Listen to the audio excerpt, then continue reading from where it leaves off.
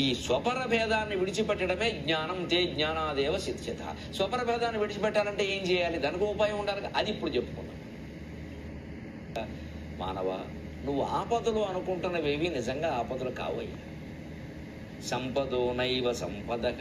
నువ్వు సంపదలు అనుకుంటున్నవి నిజంగా సంపదలు కావయ్యా. ఇదే చమత్కారం. ఆపద కాదు అని ఎందుకంటున్నావు? నిజమే, జరిగింది ఏదో జరిగింది, వదిలే. కనీసం 2 రోజులు విశ్రాంతి. ఆ విశ్రాంతిలో మనం చదవాలనుకున్న పుస్తకాలు, చేయాలనుకున్న కొన్ని పనులు, కాలు ఇబ్బందిగా ఉన్నా చేసే పనులు, కనీసం భగవన్ నామస్మరణ చేయగలమా లేదా? అసలు కాలు చెయ్యి తిన్నగా ఉంటే మనం ఎప్పుడైనా మనసులో కేశవ నారాయణ మాధవ గోవింద అన్నామండి?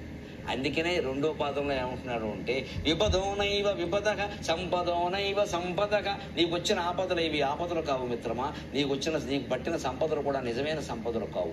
ఆ సంపదలు దుఃఖానికి కారణమవుతాయి. మరి ఏది ఆపద, ఏది సంపద అంటే ఆపద్ విస్మరణం విష్ణోహో.